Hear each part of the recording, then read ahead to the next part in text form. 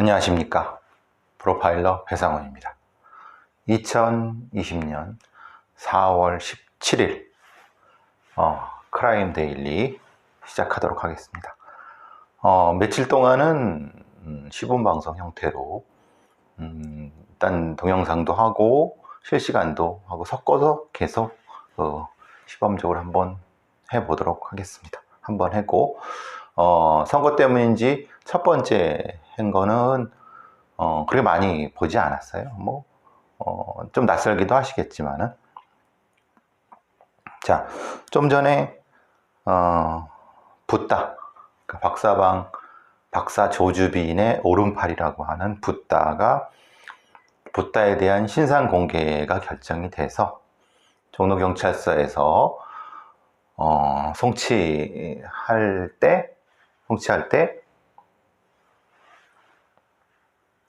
얼굴이 공개됐어요. 물론 어제 이제 일종의 증명사진 같은 거, 정면으로 찍은 증명사진 같은 건 공개가 됐고, 이름 강훈이라고 돼 있는데 대학교 1학년생이라고 합니다.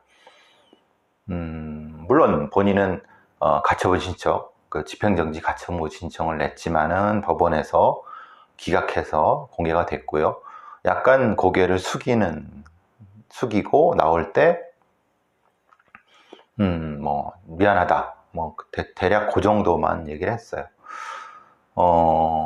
특히 이 조주빈의 수하들 같은 경우는 기본적으로 그 태도는 익히 예상한 바라고 보여집니다. 조주빈 박사가 전체적인 어떤 이 엠번방 관련된 링 조직을 운영하는 데 있어서 여러 다양한 공범급 수하들을 둔 것 같아요. 근데 그것은 기본적으로 링의 조직 구조와 비슷하고, 그렇기 때문에 지금 붓다 같은 경우는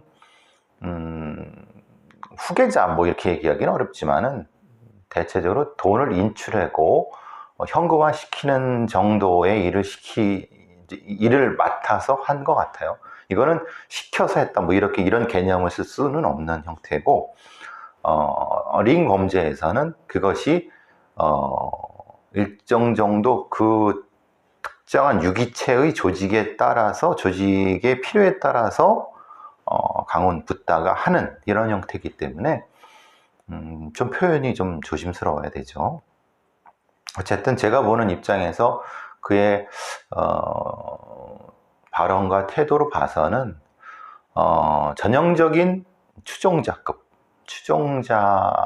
정도의 인물, 아직 조주빈보다는 2단계 아래 정도가 아닐까. 물론 2단계 아래라 하더라도 위험도는 매우 높죠. 그래서 아마도 이 붓다를 통해서 조주빈의 링 조직에 좀 더 접근하기는 수월할 것 같아요. 이런 유형이 예를 들면은 압박을 하거나 아니면 구슬러 갖고 다른 어떤 정보를 얻어내기 상당히 용이한 유형이라고 볼 수 있죠. 자, 앞으로도 계속 공범들에 대해서 송치가 이루어지고 재판이 이루어질 텐데, 어제 그저께 뉴스원인가 어디서 저한테 미성년자의 신상 공개에 대해서 어떻게 생각하느냐라고 물었어요. 정확히 말하면 이 사람은 19살인데 그 해년도에 1월 1일이 지났기 때문에 그건 예외를 한다라고 하는 그런 조항으로 인해서 되지만은 저는 포괄적으로 답변을 했죠.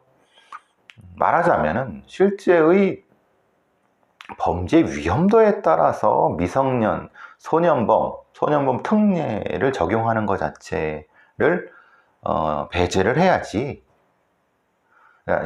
특례를 적용하는 것으로 원칙이 바뀌어야지, 나이로 말하자면 신상 공개를 하고 또 소년범 처벌과 보호 처분을 이렇게 나누는 것은 매우 전근대적이다 라고 저는 이제 얘기를 했고, 사실 생각해 보시죠. 그 사람의 만약에 16살, 17살 정도의 범인이 있는데 그 성향을 제대로 파악한다고 하면은 아무리 나이가 그 정도라 하더라도 위험도가 높다면은 당연히 신상을 공개해야죠. 그리고 처벌은 성인하고 똑같이 해야죠.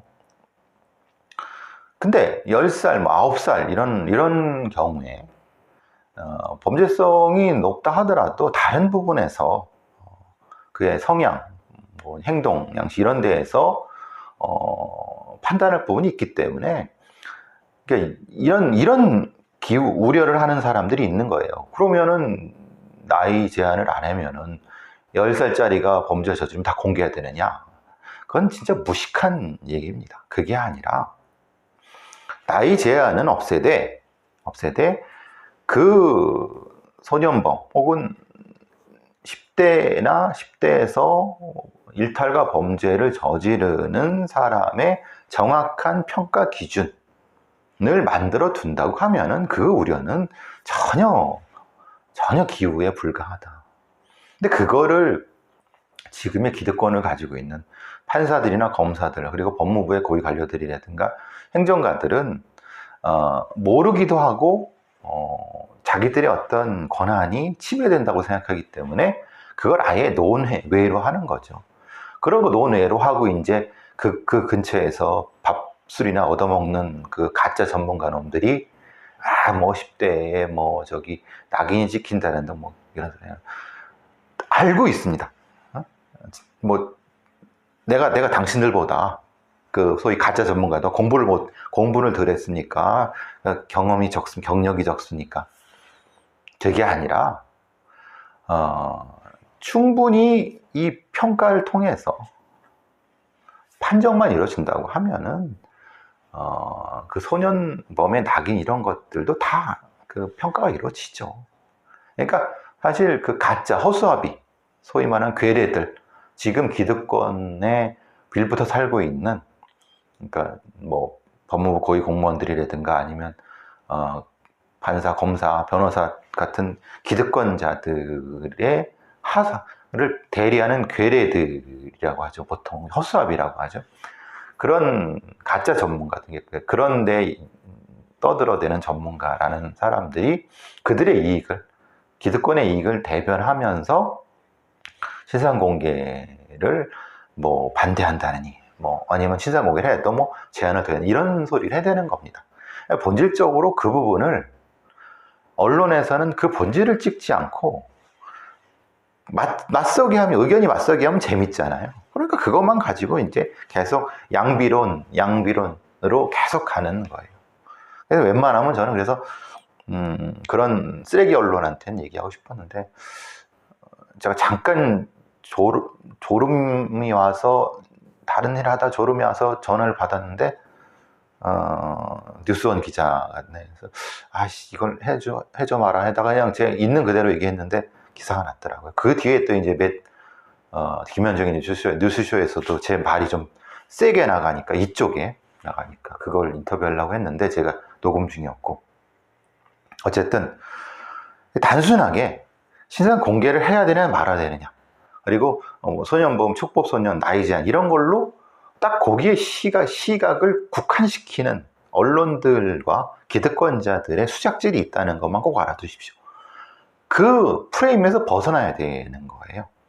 그 프레임에 벗어나게 되면은 진짜 범죄 전문가들이 지금 이 영역을 담당할 수 있게끔 되는 여러 가지 그런 공간들이 생기고, 범죄 예방이나 이런데 재범 방지에 상당히 큰 영역이 생기는데도 불구하고 그것을 막기 위해서 기득권을 가진 언론 집단이라든가 레거시 언론 집단이라든가 이런 검사, 판사 같은 기득권 집단들이 극구 막고 있는 거죠. 그래서 마치 양비론으로 언론에서 그냥 떠들어대기 하는, 그거 참 답답하죠. 관련해 갖고 어제 이제 그저께 선거 전에 MBC 탐사보도팀에서 말씀드리면 잘 알 프로그램인데 전자발찌에 관련된 부분을 해서 인터뷰하다가 전화가 왔더라고요. 그래서 어쨌든 그래도 MBC에서 여러 가지 좋은 프로그램을 많이 만드니까 아이템을 많이 만드니까 흔쾌히 그래서 어제 이제 인터뷰를 했죠. 전자발찌를 왜 채우는가?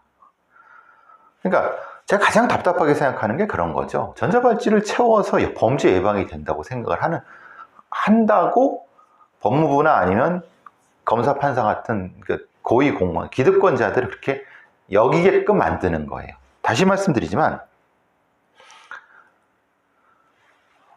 재범 방지 프로그램이라고 하는 최소한 8조 원 정도가 드는 그것이 범죄 프로그램의 기본입니다. 그거를 만들고 그걸 통해서 그 중에 아주 일부가 전자발찌이죠. 그러니까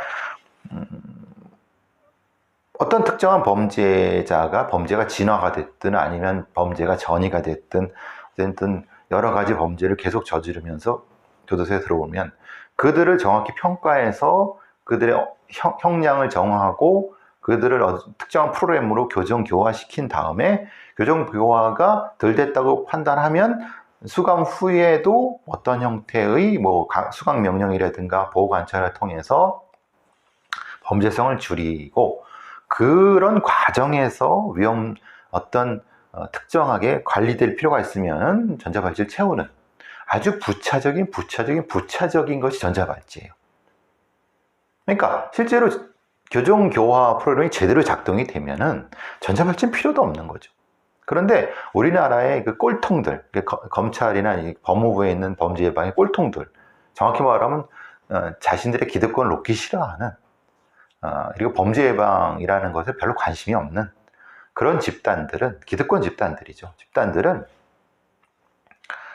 그 돈을 쓰기 싫고 관심을 두기도 싫은데 피해가 막생이니까 제일 시각적으로 보이기 쉽고 흔히 말하는 자기 승진에 도움이 되고 짧은 시간에 돈 적게 들여서 그러니까 전자발찌를 계속 얘기하는 거예요.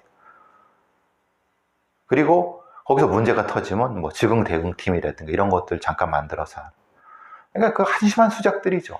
그러니까 실제로 아닌 듯 같은 경우라든가 아니면 진짜 정신적인 문제가 있는 사람이 처음에는 조금밖에 없는데 그래서 범죄성이 지속적으로 폭증해 갖고 범죄를 저지르기 전에 그 중간에 법무부와 보건복지부와 이런 특정한 부서를 만들고 또 이제 소년보 육호 처분 시설이든 이런 데에서의 관리를 하고 또 성범죄자들에 대한 심각한 평가를 통해서 이 교정교화 프로그램을 작동을 시키고 재범방지법규 작동시키고 그거를 한 후에 그래도 뭔가 좀 부족하다 아니면 좀 관리가 필요하다라고 하면 전자발찌 쳐야 되는 거죠.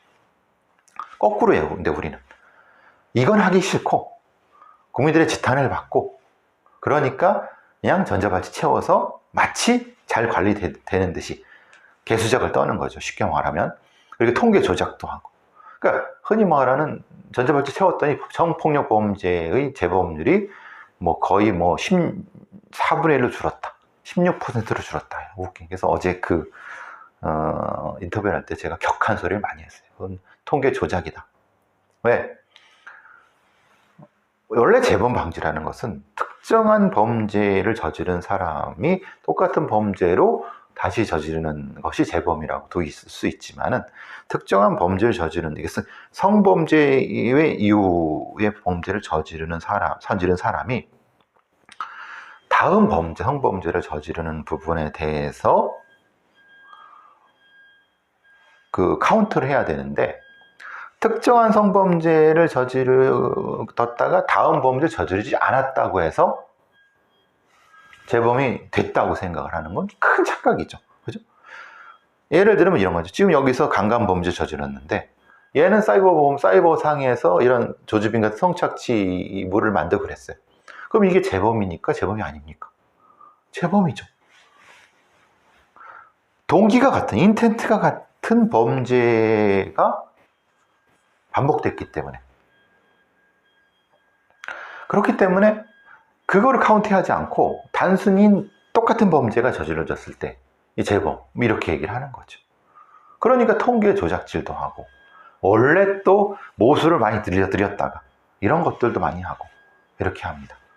이게 마이크 감도가 더 큰지 모르겠어요. 지금 바깥에서 여기가 주택가라서 문을 닫고 해도 이런 공사 같은 걸 하면 좀 소음이 들어갑니다. 방음시설이면 좋은데 어쨌든 그래서 전자발찌를 엉뚱하게 쓰고 있다. 그리고 흔히 말하는 법무부 보호관찰소에서 어떤 전자발찌 훼손일 경우에 즉각적으로 투입될 수 있는 지금 대응팀을 운영을 하되 그들이 무기계약직이고 비정규직일 경우에 상당히 문제가 있다 이런 얘기도 하고 사실 뭐 조두순이라든가 이런 올해 말에 나오는 그런 성범죄자라든가 아동성범죄자라든가 이런 얘기를 많이 했어요. 좀 우리 사회에 범죄의 재범 방지가 상당히 큰 위험 요소 중에 하나인데 재범이 관리되지 않고 있다가 갑자기 한 번에 뻥 터지면 그때서야 뭐 부랴부랴 뭐 하고 또 캐비넷 정책들 또 갔다 오죠. 다시 와서 또 발표만 하고 뭐 정치인들 그 열심히 하겠다고 하고 그리고 또 시간 지나면 또 도루묵이 되는 박사방의 그 사이버 디지털 성범죄 성착취 범죄도 똑같고요. 이전에도 비슷해. 근데 그때 하지 않으니까 계속 반복해갖고 지금까지 온 거고 지금 또 전자발찌 재범 방지 프로그램 작동이 너무 느리고 기본적인 원칙을 지키지 않고 있는 상태에서 전문적인 인력을 충원하지 않고 시스템적으로 확대되지 않았기 때문에 지금 여기까지 왔는데 또 관심이 없는 거예요. 기득권자는 당연히 관심이 없고 언론도 조명하지 않고 오히려 언론이 그쪽에 부안해동하는 형태가 되기 때문에 참 저 같은 사람들이 이런 거를 그냥 광해에서 떠드는 그냥 꼴이 되는 거죠. 참 안타깝고 답답합니다. 다시 말씀드리지만 우리 사회가 안전해지기 위해서는 범죄 예방이 필요하죠. 범죄 예방이라고 하는 것은 기본적으로 어떤 범죄가 어떻게 벌어지고 있는지 그리고 그 범죄자들의 행동 양태는 어떤지 그리고 그 범죄는 어떻게 흘러오고 흘러갔는지 범죄 전문가들이 그 영역을 담당해야 되는 거예요. 근데 거꾸로 그러니까 엉뚱하게 그냥 변호사라든가 이런 그냥 법을 전공하는 사람들이 그거를 담당하고 전공하고 있어요. 그러니까 법무부의 범죄예방부서라든가 이런 데에서 형정원 같은 데도 실제 이런 범죄에 대한 아주 정확한 전문가는 거의 없거나 찬밥이거나 있어도 뭐 별로 능력 없는 인간들 뿐이고 그러니까 실제로는 이 범죄가 어떤 범죄인지도 모르고 어떻게 예방해야 되는지도 모르고 소위 언론에 나오는 전문가라는 사람들이 저게 진짜 전문가 맞아? 엉뚱한 소리 해야 되는데? 그러면 한국형사정책연구원이나 아니면 다른 어떤 국가정책연구원인데 그런 게 있느냐? 눈 씻고 찾아봐도 몇 없어요. 그럼 대학에 있느냐? 대학에도 눈 씻고 찾아봐도 없어요. 그런데 어떻게 범죄 예방 정책을 만드느냐? 그 웃기잖아요. 그리고 그 범죄 예방 정책을 만들어 갖고 실제로 실행하려고 하면 범죄자들을 어떻게 구조적으로 억제하고 실제로 심리적으로 어떻게 압박을 해서 교정 교환시킬 거냐? 그게 실제 투입되는 실제의 그 교정 요원들이 있어야 되잖아요. 교정 교화 요원들이. 그들은 그냥 얼렁뚱땅 만들어지는 거예요. 어제 같은 경우도 그런 얘기를 한 거죠. 실제로 이제 뭐 교도소 내 재범 방지 프로그램, 이제 저 교정 교화 프로그램 봐라. 이게 품행 성향 거 평가한 거 봐라. 이게 완전히 개판이고 이게 기본 그 성향 파기 개판이니까 얘를 어떻게 이 범죄자를 어떻게 교정 교화시킬지도 모르는 그냥 가둬두는 거예요. 가둬두는데 문제는 어설프게 가둬두죠. 그러니까 원래는 강간을 한 열댓 명을 했으면 종신형을 해야 되는데 교도소 과밀화 이런 것 때문에 한 10년, 7, 8년을 내보내주고. 그러니까 가장 위험한 게요. 맹수들은요. 완전히 죽여버리거나 아예 건들지 않거나. 근데 건들지 않을 수는 없죠. 적응으로 오니까. 확실히 제압을 해둬야 되는 거예요. 이 범죄자들은 확실히 제압을 해둬야 되는데 어설프게 한 7, 8년, 뭐 10년 이 조두순 같은 애들이죠. 이런 사회에 대한 분노, 왜곡된 복수심이 나타난 상태에 와서 그러니까 뭐 자기 마음대로 범죄를 그리고 더 지능적으로 저지르고 돌아다니다가 우리 사회를 엉망으로 만드는 그게 반복되고 있어요. 그러니까 그때 이미 터지고 나면은 그럴 때 또 부랴부랴 뭐 하겠다고 쌩지랄하다가 그냥 여론이 잠잠해지면 또 그냥 뭐 표면적인 거 조금 하고 이게 지금 우리나라의 범죄 예방 프로그램 범죄 예방의 지금의 상태이죠. 어느 교도소나 어디 뭐 무슨 포항 교도소인가 어디 가서 성범죄 재범자 성범죄 확률이 높은 어떤 사람들을 1년 2년 안에 교정 교화할 수 있는 능력 있는 전문가들이 있느냐? 없어요. 근데 최소한 20명 30명 정도는 있어야 돼. 아주 최고급 기술자들. 그러니까 성범죄자라든가 재범 위험이 높은 범죄자들을 심리적으로 제압할 수 있는 최고의 기술자들. 중급 기술자들이 그 정도의 한 10배는 돼야 되고. 그리고 초급 기술자들이라도 그거에 100배는 돼야 되고. 이렇게 해야지 교정교화 프로그램의 기본적 인력 수준은 단속이 되는 거죠. 그리고 그것을 가지고 그들을 다룬 다음에 그들이 그렇게 되지 않았으면 교정교화가 안 되면 더 가두거나 아니면 더 가두지 못하면 사회에 다른 방식으로 보안 처분하는 이런 시스템적인 게 없다는 거예요. 그러면서 대한민국의 그 성범죄가 저렇게 위율이 높다느니 위험하다느니 그렇게 제가 이렇게 실제 얘기를 하면은 막 그냥 저를 비난하죠. 왜 쓸데없는 소리 하느냐. 대한민국이 이렇게 안전하고 깨끗한 나라인데.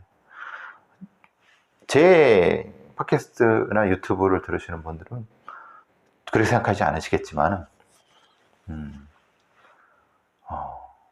관리되지 않은 성범죄나 관리되지 않은 범죄자들이 사회에 나오면은 그건 폭탄입니다, 폭탄. 그걸 말하고 싶은데 말할 공간이 없는 거죠. 그래서 제가 지금 이거 크라임 데일리를 하고 있는 겁니다. 어쨌든 한번 그 기사가 나면 한번 보세요. 한번 링크도 걸어드리고 그럴 테니까. 이제 시간 좀 순서가 바뀌었는데 어제가 세월호 참사 6주기였습니다. 우리 안타깝게 돌아가신 분들의 명복을 다시 한번 빌고 어제 그래서 이것저것 팟캐스트 녹음하러 가다가 유령선이라고 하는 있죠. 이거 뭐 AIS 신호가를 조작했다? 저도 보진 않았어요. 근데 대략 영화 내용은 알고 있어요. 영화 내용은 소개는 들어봤어요. 김지영 감독. 여러분 시간 되시면은 아직 뭐 사회적 거리두기 있으니까 시간 되면은 유령선이라고 세월호 참사의 그 AIS 신호를 조작한 부분에 대한 그 얘기 있으니까 뭐 그날 바다도 보신 분이 많을 테고 다 보셨겠고 유령선도 마찬가지고 보세요. 근데 이제 그거는 한번 이런 거죠. 세월호 참사의 진실이 밝혀졌느냐? 안 밝혀졌죠? 밝혀질 것인가? 세월호 특수단 검찰에 할 생각이 없죠. 하고 싶지도 않을 거죠. 저는 다시 한번 지금 어쨌든 지금 21대 국회가 그나마 상당히 이런 부분에 대해서 우호적으로 바뀌었기 때문에 민주당 계열에 거의 뭐 180, 뭐 정의당 뭐 그는 합치 190석까지 되니까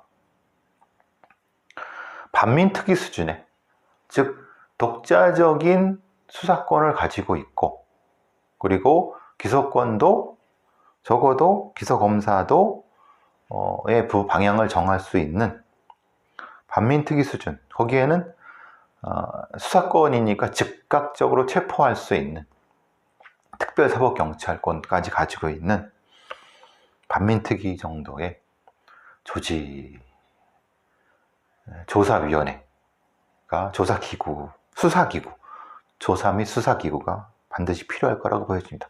그리고 거기에는 이후 7월에 발족이 되는 공수처에 그 세월호 참사의 수사 미진 혹은 수사 은폐를 관여하는 검사들, 전직 검사들, 그리고 판사들, 관련된 사람들을 수사할 수 있게끔 연결할 수 있는 그런 반민특위급의 조직이 필요하다고 감히 주장을 합니다. 그 조직에서는 국정원의 압수수색을 들어가야 되고, 정보경찰에 걔네들이 가지고 있는 코어를 압수수색해야 되는 거고, 더 크게는 대검 범죄정보관리부서의 정보를 압수수색해서 내용을 싹 다 긁어와야 됩니다. 제가 장담하건대 이런 놈들은 자료를 없앴을 것 같죠? 근데 자기 면피용으로 카피본이 분명히 있습니다. 분명히 어딘가에 있습니다. 그리고 어제 그 유령선 감독인가요? 프로듀서 분이었는데 선체조사위도 조사가 이루어져야 된다네요. 선체조사위에서 뭔가 심각한 왜곡이나 그런 게 있었나 봐요. 모르겠어요. 거기는 제가 아직 모르겠는데, 전반적으로 다시 수사를 해야 된다. 그러니까 사실 세월호 특조 1기는 건 뭐 상당 부분 실패를 했고, 방해 때문에 2기 지금 사참위 같은데도 권한이 없기 때문에, 그렇다고 하면 지금 사참위의 세월호 참사 부분은 적어도 그것을 종결시키고 세월호 특조위 3기 반민특위급이 이루어져야 된다.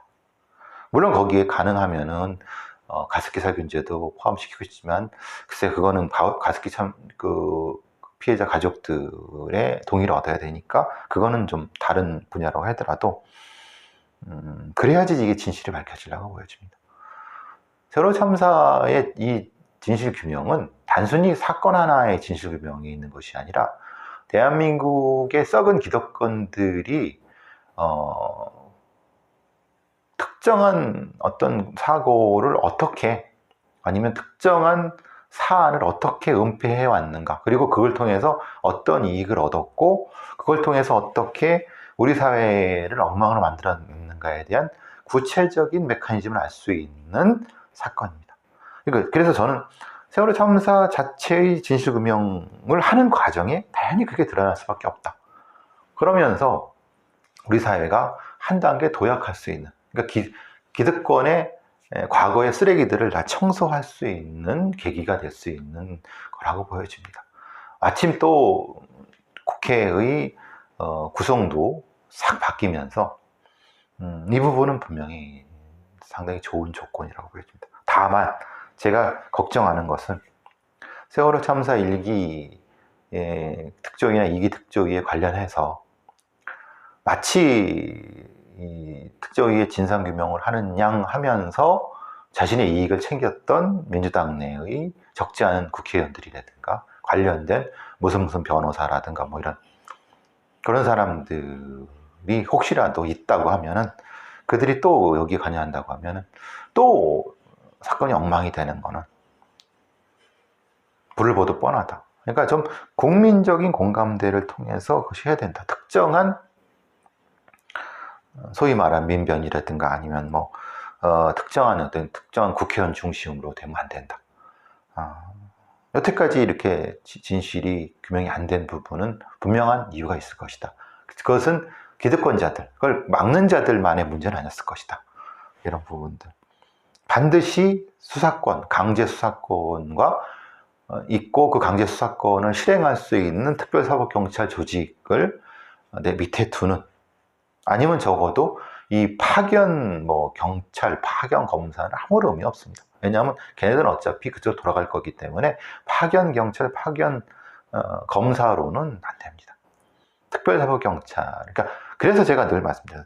지금의 N번방 사건을 제대로 디지털 성범죄를 수사하려고 하면 기존의 경찰, 기존에 그거를 다루기를 꺼려했고 그냥 그것을 엉망으로 만들어놨던 기존의 경찰, 사이버 수사대라든가 기존의 성범죄를 다뤄왔던 그런 수사대들은 배제하고 새로운 수사관들을 뽑아야 되고 그런 조직을 만드는데 그거고, 그건 검찰도 마찬가지입니다.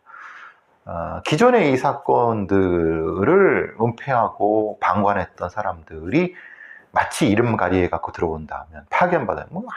개판 되는 겁니다. 마찬가지라고 저는 봅니다. 근데 제가 너무 이런 얘기를 하니까 너무 극단적이다, 너무 라디칼하다 얘기를 하지만 이거는 그렇게 해야 됩니다. 자, 이제 마지막으로, 원래 이렇게 크라임 데일리는 어제 있었던 일들에 대한 얘기 쭉 하고 주요 사안 얘기하고 사건 얘기하고, 제가 이제 쭉 한번 이런 부분에 대해서 크라임 데일리에 대해서 어떤 걸 할 것인가에 대한 얘기는 쫙 한번 이 콘티 같은 거를 짜서 해놨어요. 근데 보니까 생각보다 많더라고요. 이걸 다 하긴 어려운데, 그래서 주별로 우리가 라디오 방송에 꼭지하는 것처럼, 꼭지처럼 그렇게 해야 될 것 같다는 생각이 들어요. 그러니까 우리도 원래 이렇게 라디오 방송도 월화수목금 이렇게 쭉 나가는데 각각의 꼭지가 다르잖아요. 제가 하려고 하는 거 이런 거죠. 사건 뒤집어 보기. 그러니까 기존에 제가 기존에 이제 그 유튜브나 아니면은 팟캐스트, 특히 유튜브 같은 데서 저 말고도 다른 어떤 사건 사고를 다루는 어떤 유튜버나 크리에이터들이 있죠. 그 사람들이 다뤘던 사건들의 그 시각들을 좀 비판하면서 재분석하는. 그래서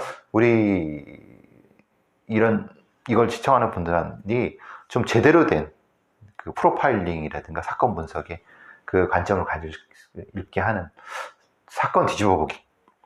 여기는 당연히 기존 사건 분석이 소스가 되겠죠.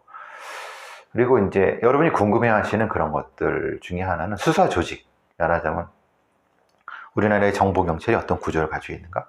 예를 들면 그런 것부터 시작해서 미국의 ATF, DEA, SVU, 실종수사대, 아니면 장기무죄팀 이런 것들이 어떻게, 그리고 행동과학팀 어떻게 운영되고, 이런 것들을 제가 아는 한도 내에서 여러분한테 설명해 드리는 거, 이런 것들도 있고요. 프로파일링 아주 구체적인 거 들어가면 이런 겁니다.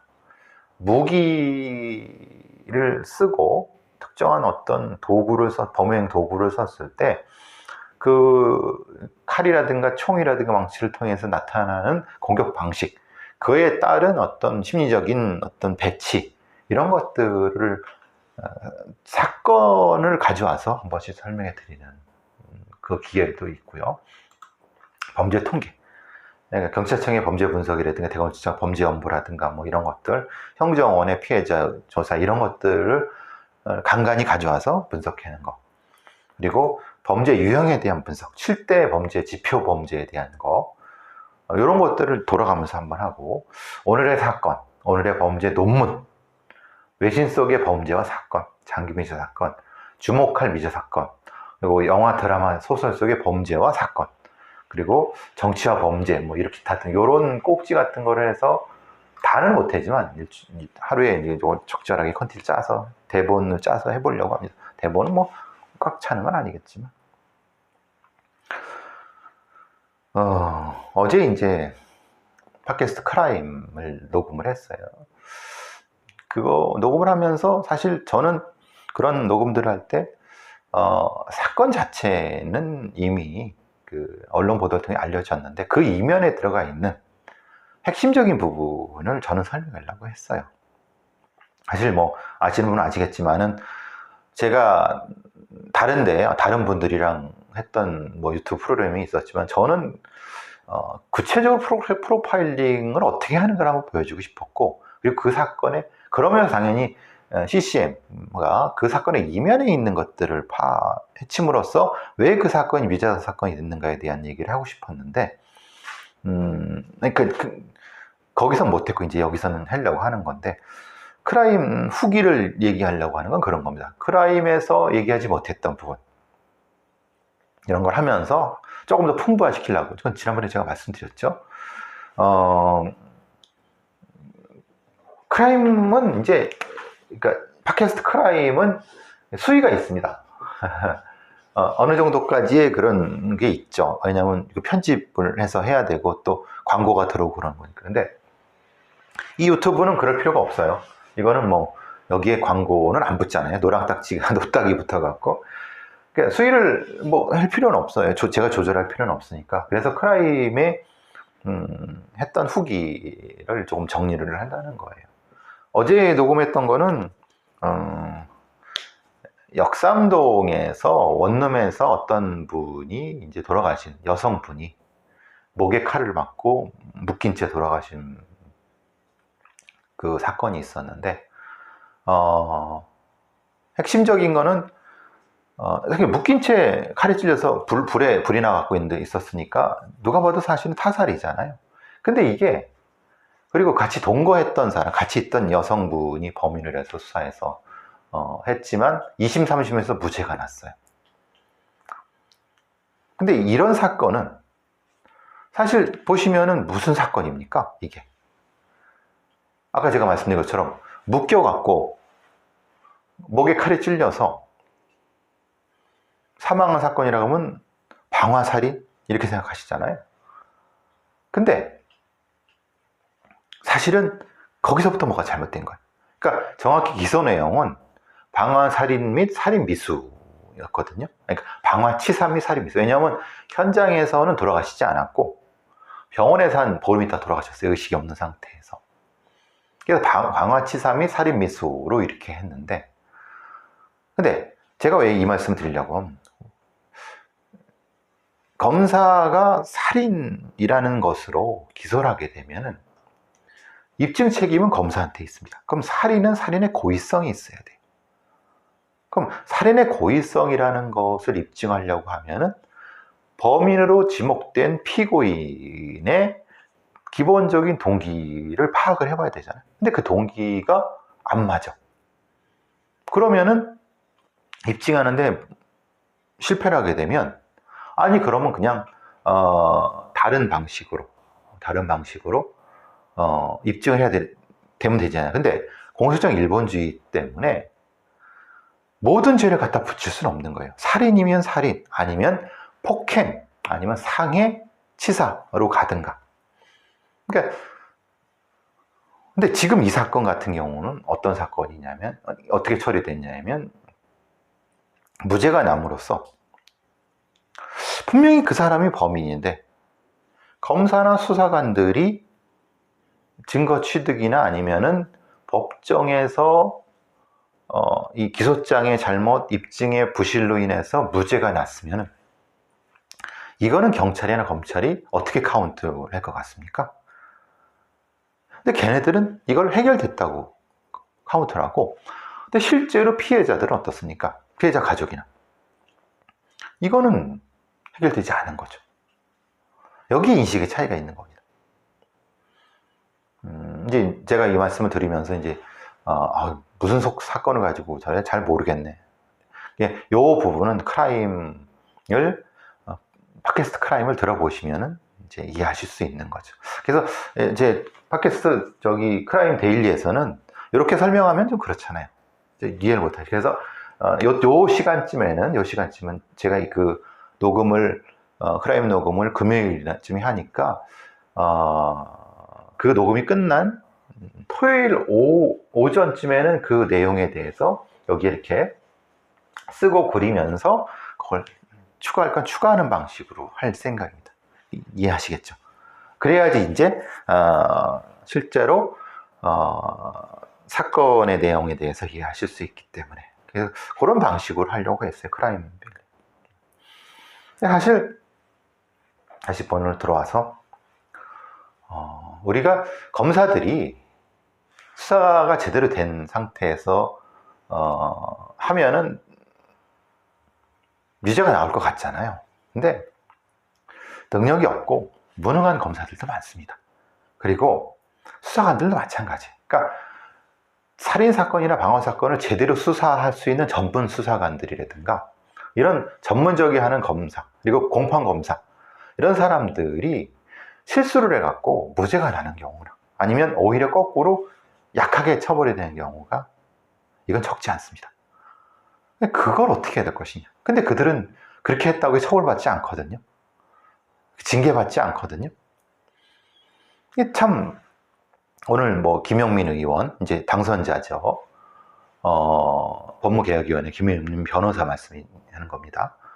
좀 전에 이제 그 라디오 방송에서 검사들이 사건을 왜곡하는 거에 대한 처벌 법규를 만들겠다. 저는 거기까지 포함되는 검사가 특정한 방식으로 사건을 왜곡 조작했으니 당연히 처벌받아야 되는데 그 이전에 검사가 수사관들이라든가 전문적인 수사에서 미진했을 경우 이걸 어떻게 할 것인가에 대한 부분도 분명히 해야 된다는 겁니다. 즉 검사가 사건을 고의적으로 기소하거나 공소 유지하는데 해태했다, 지연시키고 어떻게 좀 방해를 했다, 이것도 김영민 당선자가 법에 넣어야 되는 거 아닌가 싶습니다. 근데 그게 실제로 존재하거든요. 하여튼 참 그런 부분에 대해서는 걱정입니다. 그러니까 제대로 될지. 그래서 김영민 의원한테 그런 내용도 좀 전달하고 싶고 그런 거거든요. 근데 실제로 물론 경찰 수사관이 열심히 뭐 안 한 부분도 있죠. 능력이 떨어졌는데 열심히 했는데 실제로 법정에서 기소 방향이라든가 이런 게 엉망이 돼서